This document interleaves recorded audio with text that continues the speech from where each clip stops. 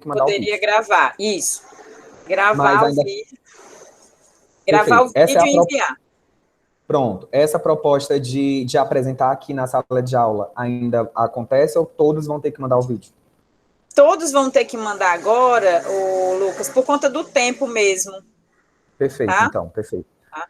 E aí eu queria só saber se vocês concordam que a gente possa socializar só no grupo do WhatsApp, para que todos possam ver. Tem vídeos muito bons. Pode ser. Aí, se vocês concordarem, eu vou perguntar individualmente no próprio WhatsApp quem permite que possa socializar no grupo, porque realmente os vídeos ficaram muito bons, né? Tem vídeos que são muito, assim, esclarecedores, né? Professora, qual é o tempo máximo que esses vídeos devem ter? Não, assim, o ideal é no máximo, entre 3 e 5 minutos, tá ótimo, não mais que isso, porque senão fica muito grande. Tá bom? Vou pedir para que vocês coloquem os nomes para a gente começar a nossa aula de hoje. Hoje a gente vai finalizar a temática que nós iniciamos na aula passada, sobre as abordagens, que, na verdade, esse tema, ele também tem relação com a avaliação, né? Cada uma das abordagens tem uma sistemática diferente de avaliar. As abordagens mais tradicionais, que foi a que vimos na aula passada, nós vimos a abordagem desenvolvimentista, construtivista, psicomotricidade e a abordagem da saúde renovada. Essas abordagens, né, as duas primeiras, saúde renovada e desenvolvimentista, elas têm um caráter muito focado na aptidão física, no desenvolvimento motor e na aprendizagem de habilidades. Portanto, basicamente a avaliação, ela se dá muito numa dimensão procedimental, do fazer, do aluno demonstrar o que ele aprendeu. Então, a avaliação nesse tipo de aula, ela é muito focada no que o aluno é capaz de desenvolver e de apresentar, tanto no aspecto motor, quanto no aspecto da aptidão física. Os testes são as estratégias mais utilizadas de avaliação, não tem uma preocupação, vamos dizer assim, com a dimensão conceitual, né, a dimensão da reflexão, da análise, da compreensão. O aluno, se for na desenvolvimentista, ele vai fazer o teste, né, vai ver o quanto ele melhorou, né, o quanto ele está progredindo com relação às habilidades locomotoras, manipulativas e às habilidades de equilíbrio. Tá? E na abordagem da saúde renovada, o quanto ele está aprendendo sobre os diversos conhecimentos relativos à anatomia, fisiologia, né, a importância da atividade física para a saúde. Então, ela até pode, sim, incluir a avaliação teórica, principalmente para o ensino médio, mas o foco principal continua sendo o aspecto motor. Já na abordagem construtivista e na abordagem da psicomotricidade, também são feitos testes no sentido de ver o aspecto cognitivo, afetivo, social e motor do aluno. Na psicomotricidade, são feitos os testes psicomotores, que vão avaliar aí a capacidade do aluno do reconhecimento corporal ou do esquema corporal, da lateralidade, da coordenação motora fina, da coordenação motora global, ou como chama hoje, praxia global e praxia motora, a coordenação óculo-manual, óculo-pedal, né? E também a própria dimensão afetiva. Então, a gente vai observar que essas abordagens que nós vimos na aula passada, elas têm um foco em uma avaliação também muito tradicional, tá? E hoje, nós vamos ver as abordagens críticas. Vou começar a apresentar aí. Até aqui, tudo bem? Anderson, né? Não tem problema não, Anderson, quanto ao vídeo, tá? Não tem, eu coloquei 3 minutos, mais 2 minutos, é só explicar o que vocês fizeram mesmo. Não tem um tempo mínimo e nem um tempo máximo. Os que eu vi até agora ficaram excelentes, todos os vídeos muito bons. Acho que o da Iara, ela dividiu em 2, porque parece-me que no Instagram só permite uma quantidade de tempo. Não sei se foi isso, né? Foi a Yara? Acho que foi a Yara, acho que foi. E foi, não foi a Yara, não, então, ixi, eu não lembro quem foi. Não foi a Victória. Da Victória tem. Foi a Gabriela.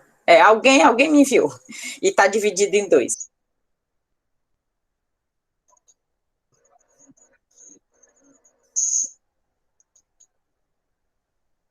Muitas janelas abertas. Estão conseguindo visualizar?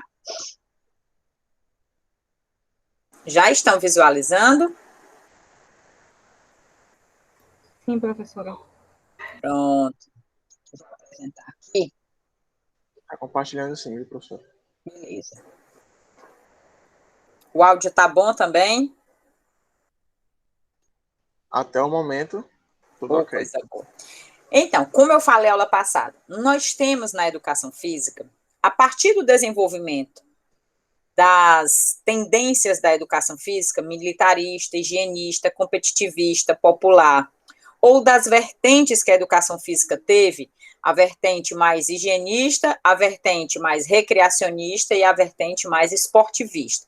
Então, essas grandes vertentes, durante determinados períodos históricos, fizeram com que os professores de educação física colocassem em prática essas tendências. E para isso, para colocar em prática essa grande tendência que, em determinados períodos históricos, a educação física teve, é o que a gente vai chamar de abordagens de ensino, ou seja, as formas que o professor vai ter para abordar o ensino da educação física, ou seja, abordar os conteúdos, o jogo, o esporte, a dança, a ginástica, as atividades rítmicas e expressivas, né?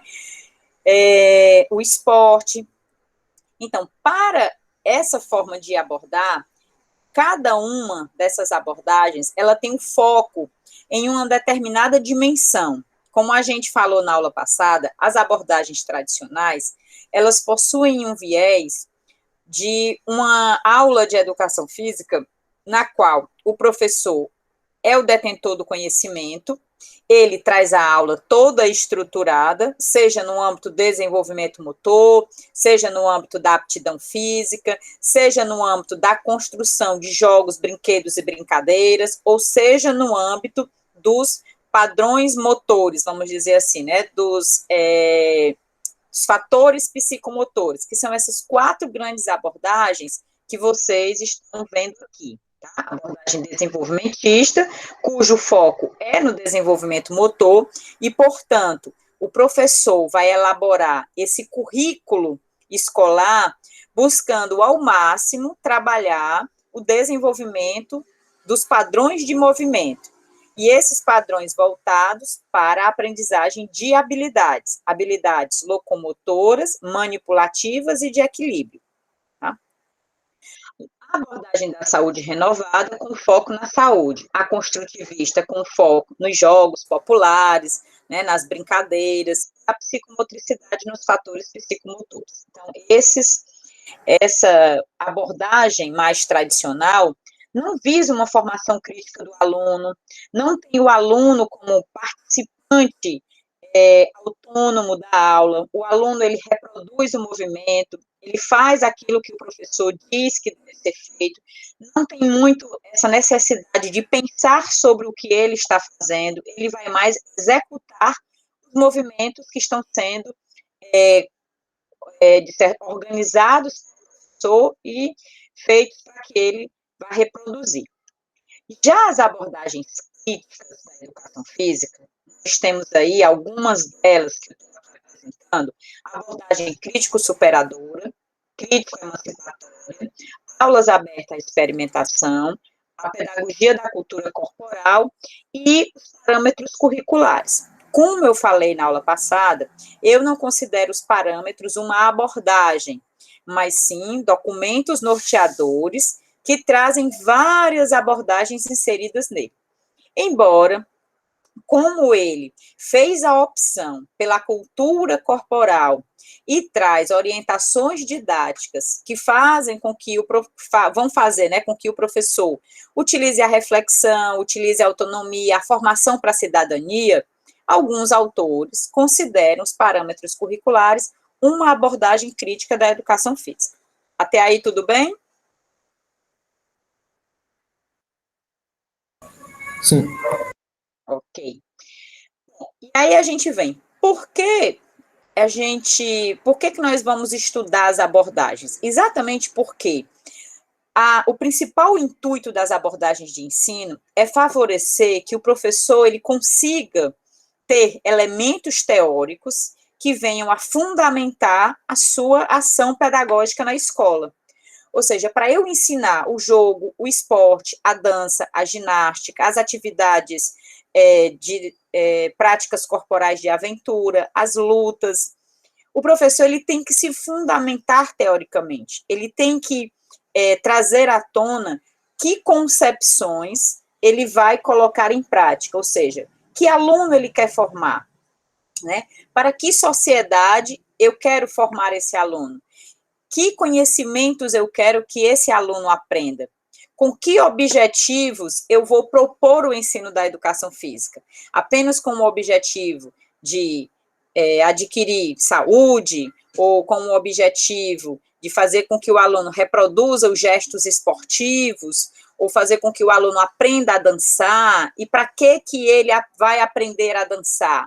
Então, esses questionamentos, eles só vão ser respondidos se cada um e cada um aqui de nós conseguirmos atrelar ao nosso ensino uma perspectiva teórica, né, que ela vai ter que se materializar na prática, que é o que a gente vai chamar da praxis, ou seja, quando eu coloco em ação uma teoria, e essa teoria ela se junta com a prática, é o que a gente vai chamar aí de praxis. Então, essas são as principais abordagens críticas da educação física.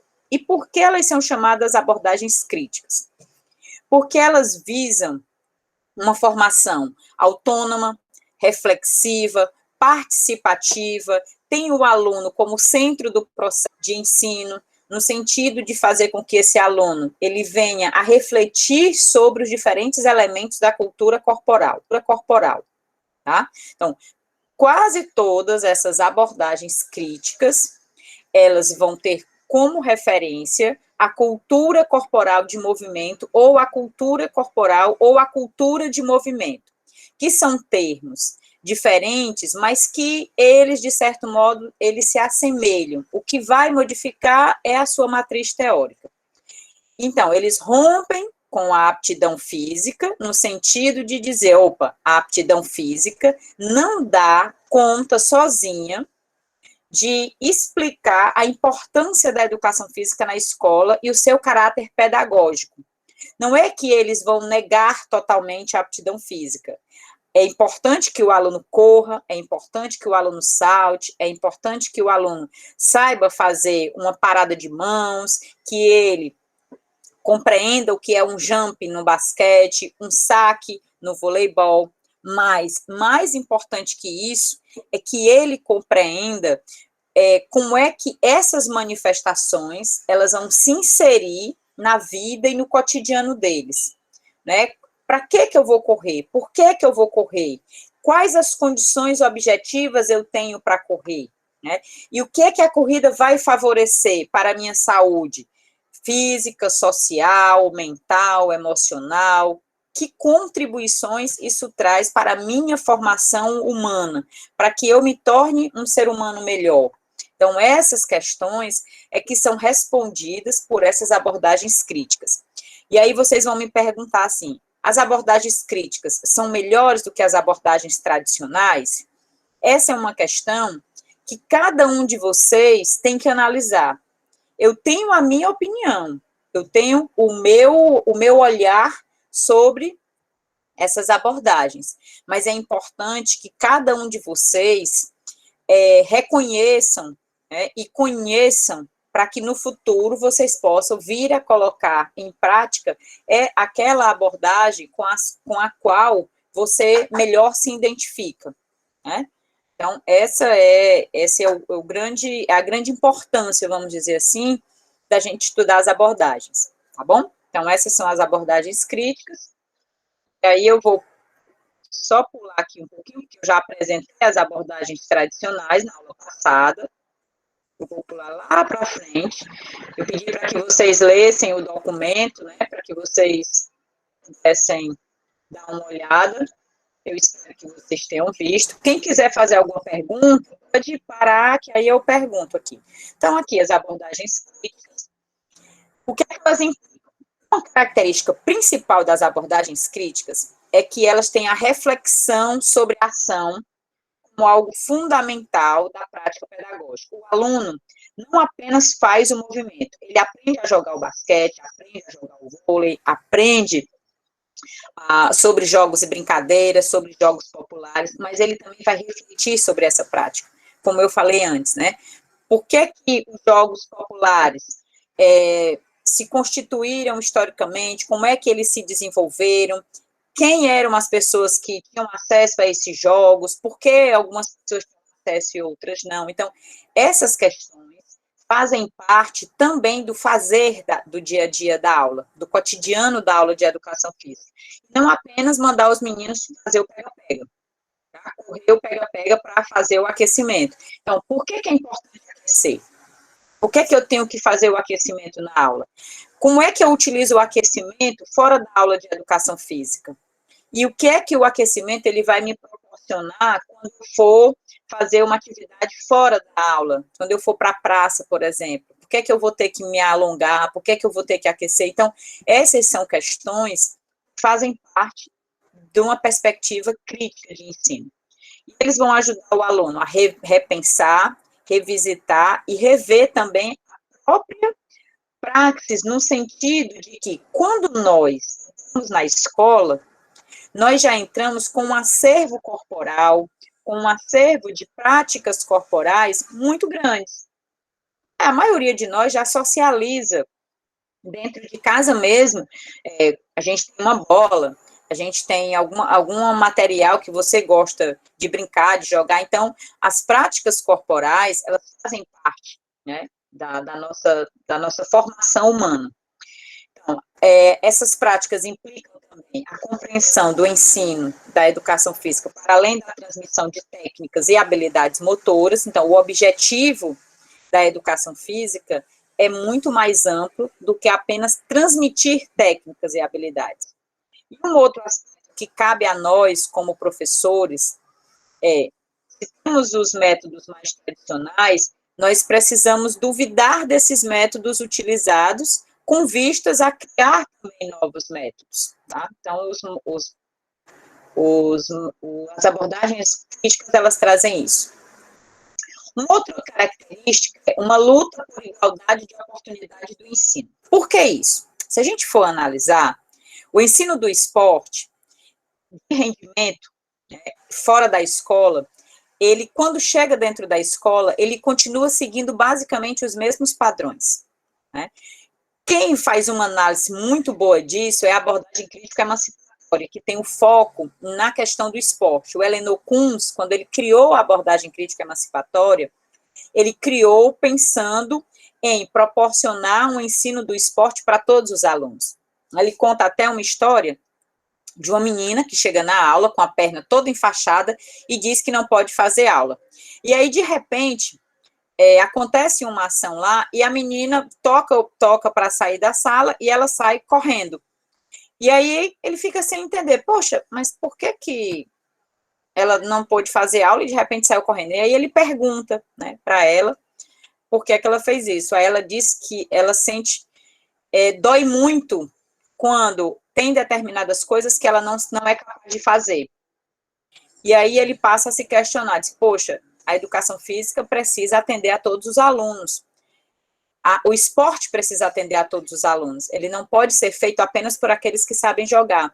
E aí a gente se pergunta, quantos de nós, por exemplo, né, não deixamos de jogar muitas vezes por vergonha, por medo de errar, porque não sabemos mesmo jogar, né? E porque também na aula, que era o momento para que nós pudéssemos aprender, muitas vezes, nesses momentos, nós não éramos ensinados, né? Então, essas abordagens críticas, elas também têm o intuito de questionar esses padrões e dizer, opa, todos os alunos devem ter acesso a aprender bem o movimento, aprender a se movimentar, que é o que a abordagem crítico-emancipatória vai trazer, tá? Mas isso, essa luta pela igualdade de oportunidade do ensino, ela vai se dar em todas as abordagens críticas, tá bom? A abordagem crítico-superadora, ela tem uma perspectiva teórica pautada na concepção marxista, né, e na luta de classes, e fazer com que os alunos compreendam que vivemos numa sociedade dividida em classes e que, portanto, a educação física para a classe proletariada é uma prática e para a classe que está no poder, né, ou seja, os patrões, é um outro tipo de prática. E aí vai lutar, né, para que a educação física, como disciplina na escola, ela seja potencialmente capaz de promover essa consciência crítica nos alunos, para que eles venham transformar a sua realidade, também por meio dos conhecimentos da aula de educação física.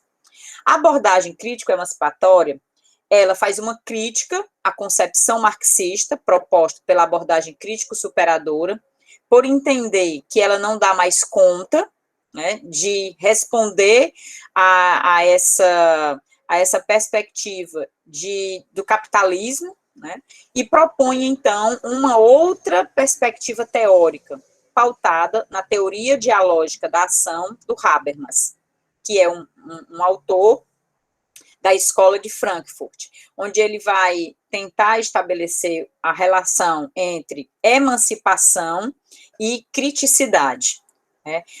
Fazer com que as pessoas não necessariamente precisem transformar a sociedade, mas que elas sejam capazes de se emancipar mesmo nos seus microespaços, vamos dizer assim. Mais na frente eu vou explicar de novo. As aulas abertas à experimentação, elas são pautadas na subjetivação do ensino, traz os pressupostos também de Paulo Freire, né, e utilizam muito como pano de fundo a encenação, ou seja, a participação ativa do aluno, no sentido dele encenar e demonstrar o que é que ele está aprendendo. A pedagogia da cultura corporal, do Marcos Garcia Neira, ela é pautada nos estudos culturais, que, assim como na teoria dialógica da ação do Habermas, surge também da Escola de Frankfurt, se contrapondo às concepções marxistas, por achar que essa inversão de luta de classe, de que o proletariado tem que fazer uma revolução a tal ponto que consiga transformar o sistema capitalista. Então, eles dizem que essa inversão, né, de proletariado superar o patrão, ela não dá conta mais de atender às demandas que foram crescendo, além da demanda econômica, mas as questões de raça, de gênero, de etnia, que são questões políticas, sociais, que exigem também a luta pela igualdade, né? Não somente pela dimensão econômica, pela luta de classes, tá bom? E os parâmetros curriculares, o foco principal é a formação para a cidadania. Até aqui tudo tranquilo? Pergunta? Estão me ouvindo? Tranquilo, professora. Então, vejam que cada uma dessas abordagens, o professor, ele vai ter uma sistemática de ensino diferente, tá? Então, o que é que indicam também essas propostas críticas? A escola, ela é vista como espaço de luta para promover o processo de conscientização das classes, independente se só as classes populares, né? E elas visam a superação do modo capitalista, aqui mais a abordagem crítico-superadora, fazem uma crítica à perspectiva crítica e transformadora como papel fundamental da educação física, ou seja, a educação física tem também um papel fundamental em fazer com que os alunos, eles reconheçam, né, esses elementos críticos da sociedade, por meio, por exemplo, um exemplo aí é o esporte de rendimento, né? O que o esporte de rendimento, ele apresenta, né? Alta competitividade, a questão da padronização, a questão da grande influência da mídia no controle do próprios jogadores, né? Um controle do tempo da televisão. Então, esses elementos, eles precisam vir à tona quando o aluno vai praticar o esporte na escola. Então, eles buscam também o respeito à individualidade do aluno como ponto de partida de reflexões didáticas. Vejam que nas teorias, nas abordagens tradicionais, o aluno não era tratado na sua individualidade, porque parte do pressuposto de que todos os alunos, eles são fisicamente, vamos dizer assim, não vou dizer iguais porque é impossível dizer igual, mas os alunos têm as mesmas capacidades físicas e cognitivas se eles estão naquela faixa etária, por exemplo. No entanto, para as abordagens críticas, há um respeito à individualidade do aluno, porque, embora se reconheça a importância do aspecto biológico, tem-se também que se dar conta da dimensão da cultura, onde o aluno está inserido, quais as experiências anteriores que ele teve, a educação que ele teve, as possibilidades de participação efetiva, de movimento que esse aluno foi capaz de se relacionar. Ok? Então, por isso que há um respeito a essa individualidade do aluno. Cada aluno aprende de um modo, e um modo que é subjetivo, que é individual. O que essas propostas indicam? Formas não diretivas de ensino, ou seja, as formas não diretivas têm prioridade. Aí vocês vão me perguntar, professora, o que são formas não diretivas? São aulas nas quais o aluno, ele participa desde o momento inicial da aula, na roda de conversa, o professor traz a problematização, o aluno, ele pode propor formas de se movimentar, ele tem uma inserção autônoma e crítica muito maior no momento da aula. Então, quando ela não é diretiva, o professor ele não organiza a aula naqueles passos, aula, momento inicial, aquecimento. Depois ele vai fazer 4 atividades, o aluno vai correr até o outro lado, vai voltar, depois ele vai fazer um circuito e no final vai fazer um jogo. Então, a aula não é só nesse aspecto diretivo. Isso vai acontecer, tá? O aluno vai correr, ele vai fazer isso, mas o professor vai inserir elementos de diálogos também na aula. A aula centrada nos interesses dos alunos, principalmente nas aulas do ensino aberto, e utilizam-se todas as abordagens críticas, vão se utilizar da problematização, tá? Do que o aluno é capaz de fazer, como é que ele faz, como é que ele observa isso na comunidade dele. Então, formas de ensino por descoberta, que tem muito a ver com a problematização. Vou dar um exemplo. Numa aula do ensino aberto, ao propor os materiais que vão ser utilizados na aula, o professor vai dizer o que é que esse grupo é capaz de propor com uma atividade de arremesso, utilizando 2 bolas e uma caixa. Criem uma atividade no qual represente esse movimento de lançar a bola, receber a bola e acertar um alvo, por exemplo, tá? Então, são formas de ensino por descoberta, vai nesse sentido. E é claro que o papel do professor, ele tem um papel de mediar esse ensino, mas, ao mesmo tempo, também de ensinar, no sentido de que, a partir daquilo que um aluno apresenta, ele tem um papel fundamental para ampliar esse conhecimento do aluno, esse conhecimento inicial do aluno. Um outro aspecto, o aluno vivencia, analisa, discute, ressignifica e amplia os saberes relativos à cultura corporal. Esse é um outro fator essencial. E tem também a formação crítica e reflexiva sobre os elementos da cultura corporal. O jogo, o esporte, a ginástica. A inclusão de conteúdos diversificados para além do esporte. Compreender as diferentes práticas corporais. Desenvolver e estimular a autonomia dos estudantes nos diferentes momentos da aula, tanto no momento do fazer, do refletir, do analisar e do avaliar. né? Geralmente, as propostas de avaliação, elas também incluem a autoavaliação, porque o aluno ele deve ser capaz de verificar o seu progresso e o seu desenvolvimento na aula. E o ensino significativo para os alunos, ou seja, fazer com que o aluno ele encontre um significado para o que ele está aprendendo. O que indicam as propostas, né? Quando o professor vai organizar a prática pedagógica dele, ele vai propor que se estabeleça uma relação entre os conhecimentos que fazem parte do cotidiano dos alunos e do senso comum, vai confrontar com o conhecimento científico, ou seja, como é que o aluno sabe do arremessar fora da escola? Como é que ele compreende o arremesso fora da escola? E ele vai confrontar com o conhecimento científico, ou seja, como é o arremesso no basquete? Como é o arremesso no handebol? Quais são os tipos de arremesso que tem nessas modalidades? E aí, o aluno vai confrontar o que é o arremesso fora da escola, o que é que ele sabe sobre o arremesso, ele vai ampliar com os tipos de arremesso que tem nessas modalidades, e aí ele vai criar, então, e ampliar esse novo saber.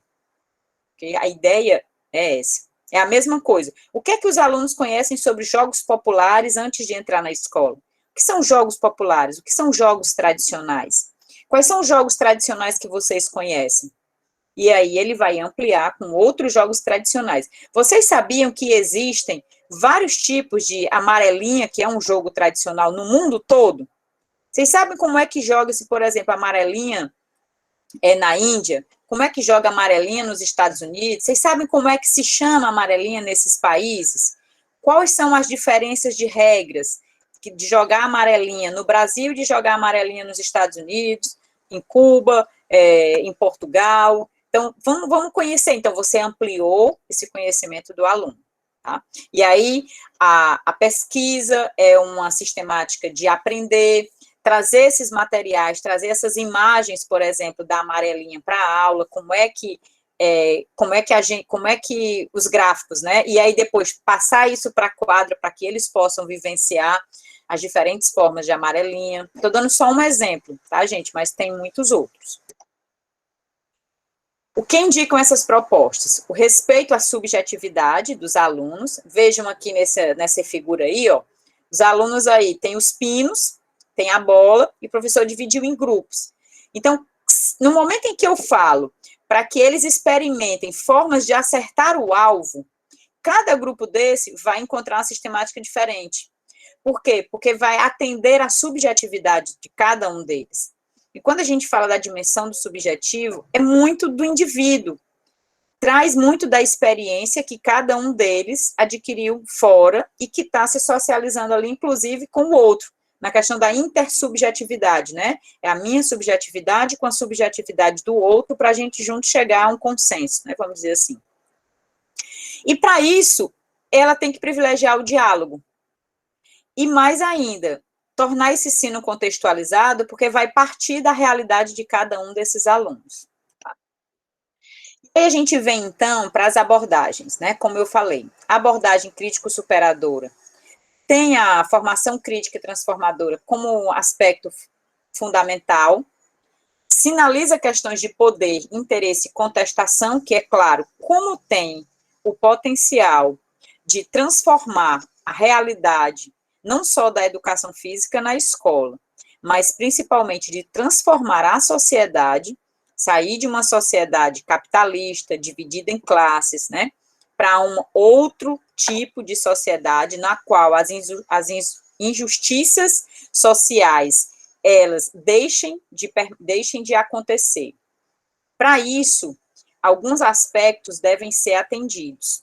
O aspecto social, a liberdade de expressão, privilegiar os valores, fazer com que cada aluno reconheça qual é a sua identidade histórica, tem uma íntima relação de interação com a realidade dos alunos para a busca da emancipação e traz como objeto de estudo da educação física a cultura corporal.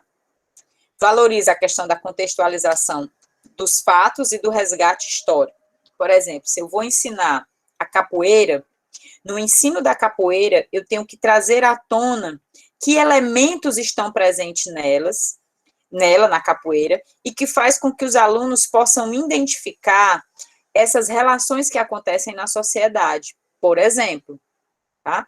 No momento em que eu vou utilizar aí a capoeira, eu vou trazer à tona essa diferença de classes. Quem eram as pessoas que praticavam a capoeira? Em que condições eles praticavam? Como é que a gente pode fazer uma crítica à capoeira a partir dessa perspectiva da luta de classes? Então, esse é o objetivo.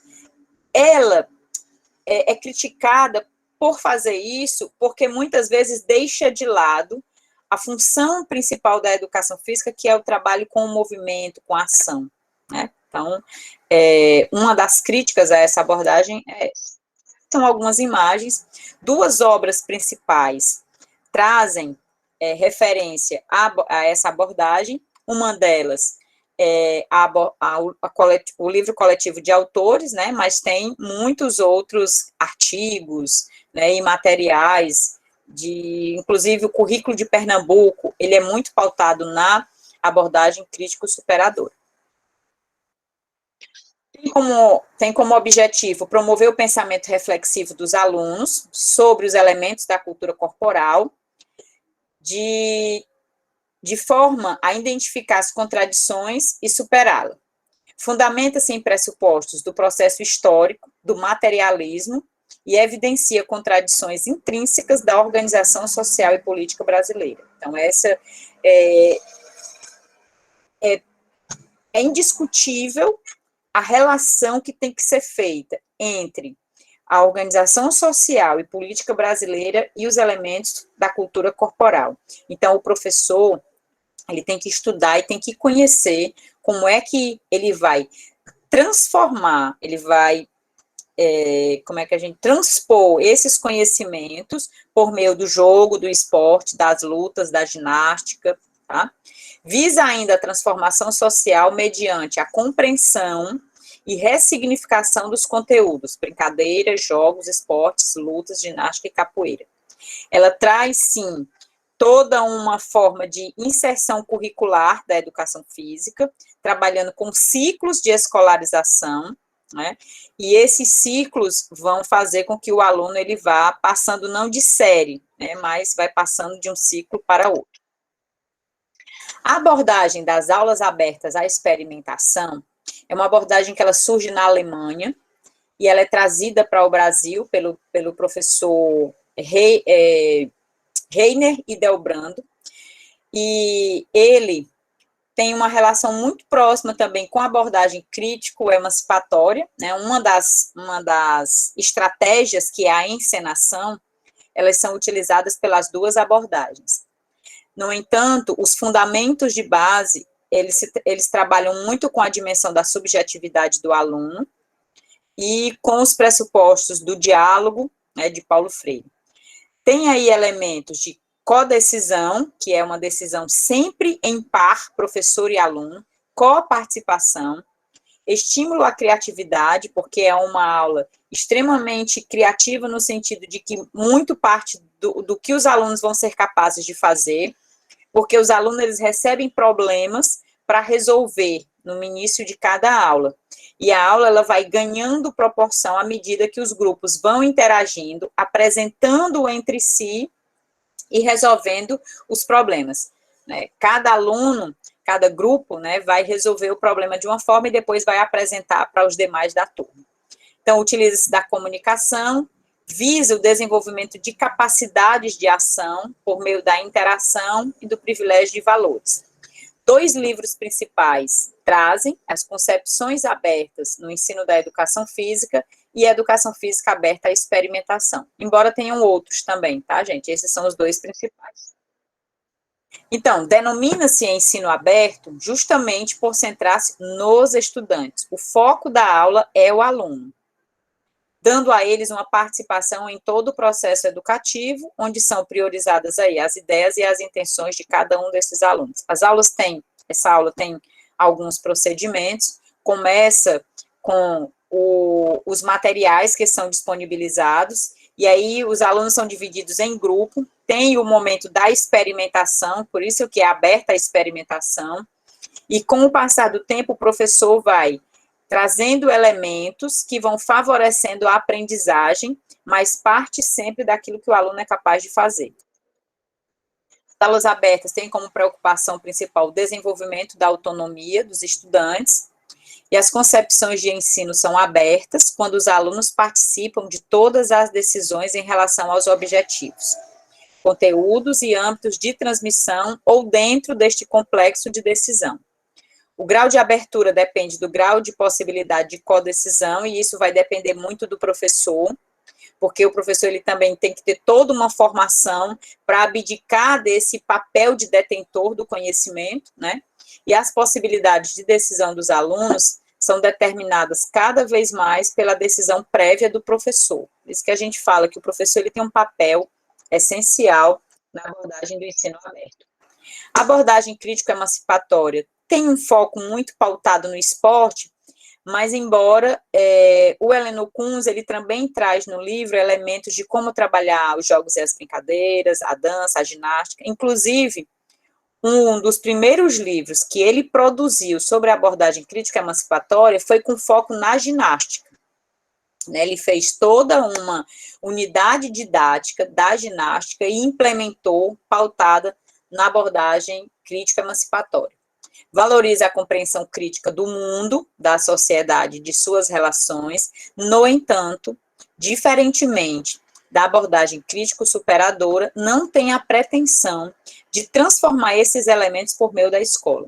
O que ele evidencia é transformar, sim, o ensino da ginástica, o ensino do esporte, o ensino do jogo, das lutas, da dança, tornando ele o mais equânime possível para todos os alunos. Ou seja, para ele, todos os alunos têm que ter a capacidade de aprender. Tá?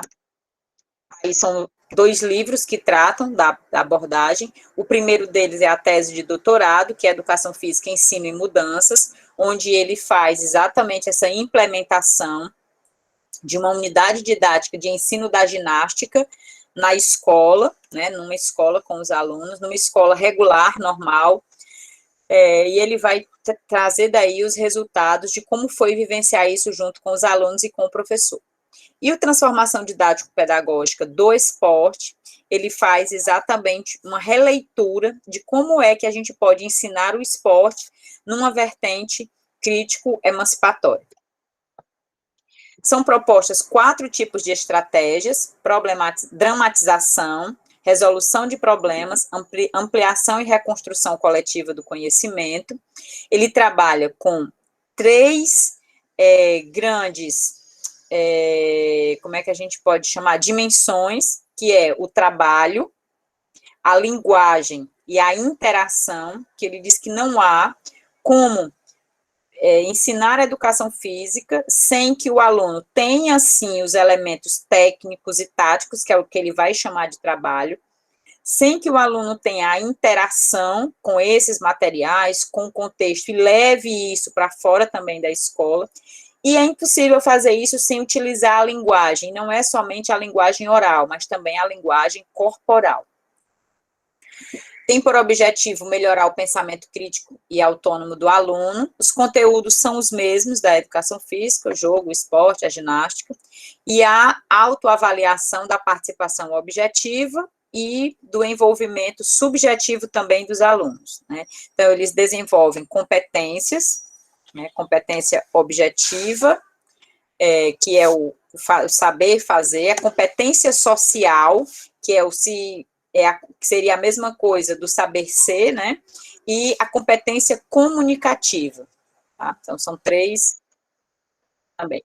E a última, para finalizar, a gente tem a pedagogia da cultura corporal, que é proposta pelo Marcos Garcia Neira, é um professor da Unicamp, né, e um dos livros que trata é Educação Física, Currículo e Cultura, onde tem várias experiências. Os principais conteúdos da educação física são conteúdos que, na verdade, muitas vezes são deixados de lado na escola, como, por exemplo, o samba é um dos conteúdos da educação física, o futebol de várzea, a capoeira, o hip hop, que são elementos da cultura corporal, que são excluídos por serem criticados, por serem muitas vezes estigmatizados, né? Então, esses são os principais conteúdos elegidos, porque para ensinar a educação física na escola, um dos primeiros passos, segundo essa proposta, é que o professor ele faça um mapeamento da realidade, né? Ele tem que conhecer bem a realidade no entorno, saber que tipos de práticas já são geralmente realizadas por aquela sociedade, por aquela comunidade, e a educação física vai atender a essas necessidades de ampliar esse acervo e de criticar e de fazer com que o aluno seja capaz de ampliar, né, esse conhecimento sobre essa prática que já existe na sua realidade. Outros livros que tratam da proposta é o Pedagogia da Cultura Corporal, que foi um dos primeiros livros que ele lançou, e um mais recente, Educação Física Cultural por uma Pedagogia das Diferenças. Então, esse é um livro mais recente, né, que foi publicado, que traz aí também muitas discussões importantes sobre essa abordagem no âmbito escolar. E um dos principais objetivos é proporcionar, né, o aluno emancipado e conhecedor da sua história, ou seja, é uma abordagem que se vincula muito à questão da identidade cultural do aluno. Trabalha também com a subjetividade, traz aí a perspectiva de um currículo pós-crítico e respeito ao multiculturalismo. Aqui são algumas características dessa abordagem, né? O objeto de estudo é a cultura corporal, o movimento com sentido histórico, social e cultural, ou seja, a educação física ela tem que permear esses três eixos, não somente o aspecto físico, motor, cognitivo, mas o sentido histórico que essa prática corporal ela carrega. Tem como objetivo conhecer os sistemas de significado de cada elemento da cultura corporal. O professor ele é um mediador e o aluno é um sujeito ativo e cultural. Os conteúdos são as manifestações da cultura corporal, né? O método é o dialético e contextualizado, ou seja, a construção da aula vai sendo feita a partir da experimentação, tematização, ampliação dos conhecimentos, reflexão sobre a ação, até chegar ao momento final na qual os alunos eles fazem uma síntese e apresentam essa síntese por meio de uma avaliação. Ok? Então, são essas as abordagens. A ideia é exatamente essa, que vocês sejam capazes, não agora, mas após esse momento da formação, vocês sejam capazes de não apenas fazer opção, né, por uma dessas abordagens, mas que vocês reconheçam quem é o aluno que vocês querem formar, qual é a educação física que vocês querem desenvolver, né, para que sociedade. Então, essas questões devem permear muito o fazer pedagógico no futuro de vocês, tendo em conta sempre, gente, o aluno, né? O aluno, ele é o nosso principal, como é que eu posso dizer, o elemento principal do processo de ensino. E aí eu tenho que fazer essas escolhas voltadas muito na realidade na qual eu vou estar inserida e no aluno que lá está. Tem mais alguma pergunta? Alguém colocou alguma coisa aqui no chat? Já tive uma vivência muito parecida com o que a senhora falou, foi um encontro universitário, que bom. Perguntas? Ou a Liana quer complementar? Lucas, Átila, Lara, Gabi, Felipe. Bom, professora, boa noite aos demais, né?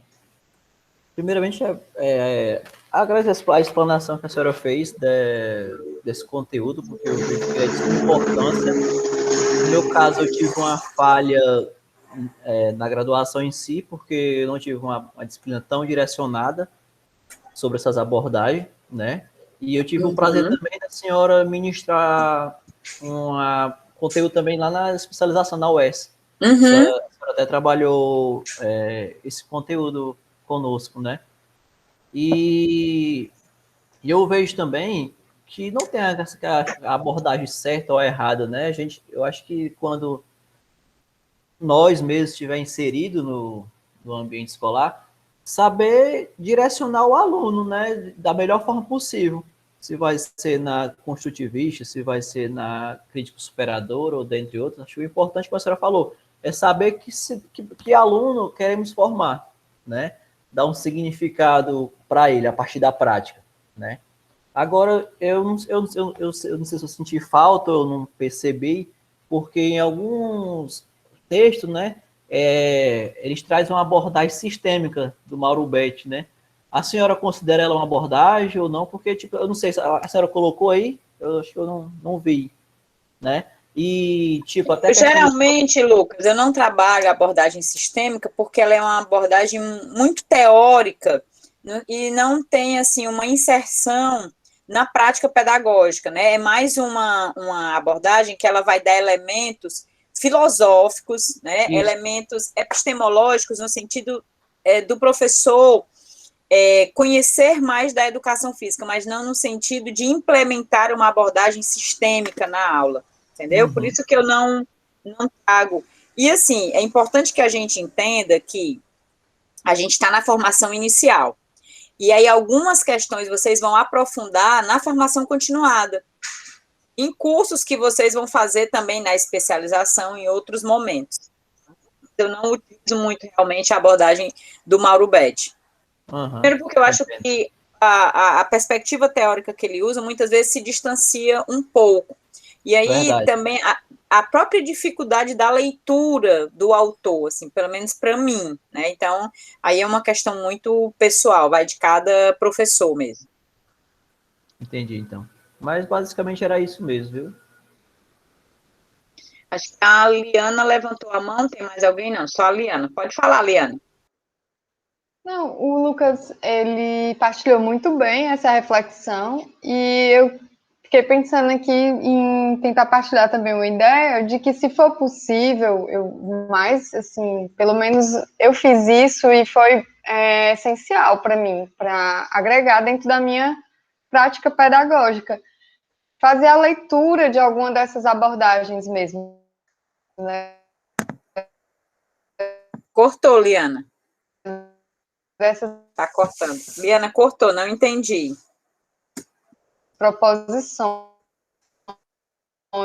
os livros que foram citados, desculpa. A ideia de fazer a leitura mesmo das obras, que a senhora até disponibilizou nessa apresentação, né? A do Heleno Kuntz. É interessantíssimo se você fizer a leitura da obra em si, se aprofundando em algumas dessas abordagens, porque agrega muito na nossa concepção de educação física, da ideia, enfim, desses elementos principais da área. Então, assim, é uma ideia que eu partilho de fazerem a leitura dos clássicos. É muito bom, vale a pena. É isso. Sim. Infelizmente, na disciplina, pela própria carga horária e pela questão dos conteúdos, não é possível, né? Mas eu sempre coloco para os alunos a importância dessa leitura, de ter a leitura do clássico mesmo. Isso é fundamental. Até mesmo para você tirar as dúvidas e tirar também as suas próprias conclusões, né? Porque uma coisa é o meu olhar sobre o que eu estou apresentando. Embora eu tente ser neutra no sentido de não dizer que uma é melhor do que a outra, mas é claro que nos próprios exemplos, na minha própria forma de expressar, eu muitas vezes deixo e influencio, né, que é a que eu tenho uma maior aproximação. Felipe levantou a mão. Pode falar, Felipe.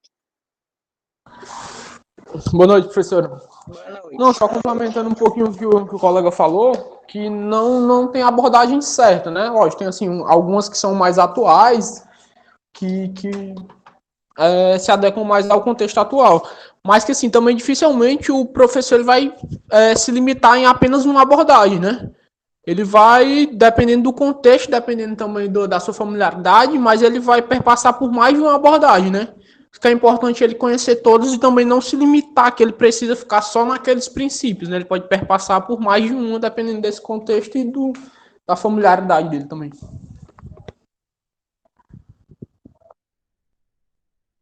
O importante, Felipe, é ele não entrar em contradição, né? Eu não posso, por exemplo, informar que eu tenho o intuito de fazer uma formação autônoma, crítica do meu aluno, pautado numa aula diretiva, numa aula em que eu não dou essa liberdade para o aluno, tá certo? Então, é só importante que a gente perceba essas contradições, tá? Sim. Se eu tenho um viés crítico, se eu tenho uma perspectiva crítica, eu tenho que permitir a participação do meu aluno. Eu não posso dizer que não, o momento do diálogo é só nos 5 minutos finais da aula, porque esse procedimento, ele é incoerente com uma perspectiva crítica, tá? Só para a gente ter esse cuidado. Ele se contradiz, né? Isso, exatamente. Mais alguém?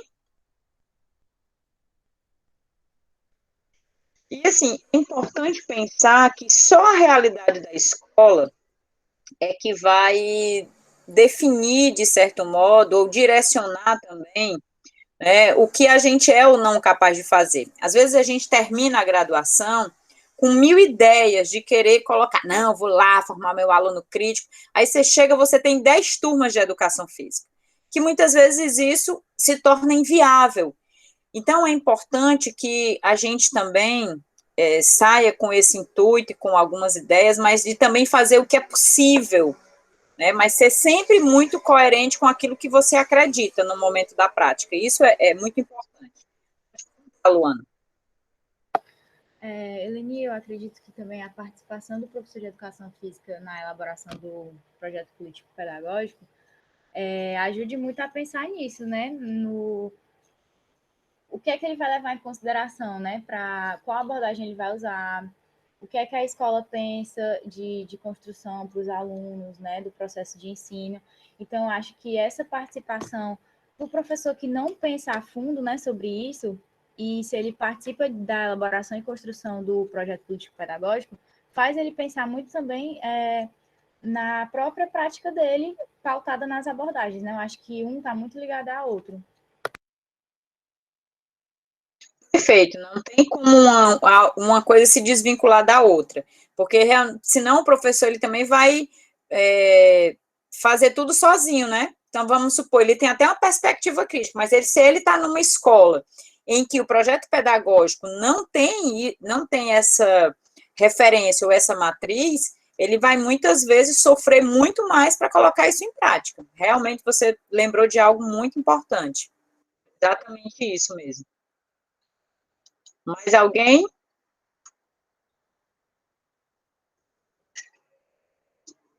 Ok, mais ninguém? Então, gente, eu acho que é isso. A gente, na próxima aula, vamos falar de avaliação. A gente vai estar trazendo algumas experiências também de avaliação, fora essa que vocês já estão fazendo. A Liana vai sistematizar o trabalho, né, que vocês, das entrevistas com os professores e com o aluno, a gente vai fazer uma síntese bem breve, para a gente ver, assim, o que é que mais se sobressaiu do que vocês conseguiram captar da realidade, do que acontece hoje, né, na realidade concreta da educação física na escola, a partir da visão do aluno e do professor, e aí a Liana vai estar trazendo, aliás, a Liana e o Lucas, os dois vão estar fazendo isso, né, um mais na visão do professor, o outro mais na visão do aluno, e o Átila vai estar me ajudando a sistematizar os textos, para a gente fazer uma apresentação e deixar um material de estudo para vocês sobre a avaliação na educação física. E aí ele vai ter aí a experiência dele de apresentação, de novo com a turma, além da BNCC, ele vai apresentar comigo na próxima aula sobre avaliação, tá bom? Então, a gente fica por aqui. Vocês já podem continuar a fazer a leitura dos textos. Possivelmente, eu vou estar pensando, juntamente com os monitores, na quinta-feira, de manhã, a gente vai se reunir para a gente pensar o trabalho final da disciplina. Tá? A gente vai propor um trabalho que vai ser o último, não vai ter mais trabalho, vai ser só esse. Essas 4 últimas aulas, né? A gente vai estar deixando, não vai ter mais nenhuma outra atividade, com exceção do trabalho final, ok? Então, ficamos por aqui. Agradeço mais uma vez a presença, temos quase a turma toda aqui, isso é muito bom. A avaliação de vocês eu vou tentar entregar, no máximo, até o final dessa semana. Eu já recebi a ficha de avaliação de vocês, estou só colocando as notas para devolver, tá? Mas as notas estão muito boas, os trabalhos estão muito bons, assim, a turma em si está tendo um progresso muito positivo, tá bom, gente? Então, a gente fica até a próxima terça. Tchau, tchau. Tchau, professora. Até amanhã. Boa semana, cuidado, continuem se cuidando. Vocês que estão tendo que sair, procura se prevenir, sempre usando máscara, tá bom? Tem muita gente ficando doente, tá, gente? Então vamos ter cuidado. Boa Tchau, noite. tchau. Boa noite. Oi. Liana, Lucas e Átila, fica só um pouquinho professora. pra gente. Fica só um pouquinho pra gente pensar aqui uma coisa. Rapidinho. Tá bom. Tchau, professora. Tchau, Tchau, gente. tchau, Obrigada tchau, pela aula. Amanda. Tchau, pessoal. Tchau, pessoas. Victória, Matheus, Gabi. Carlos Átila. Ligue o som.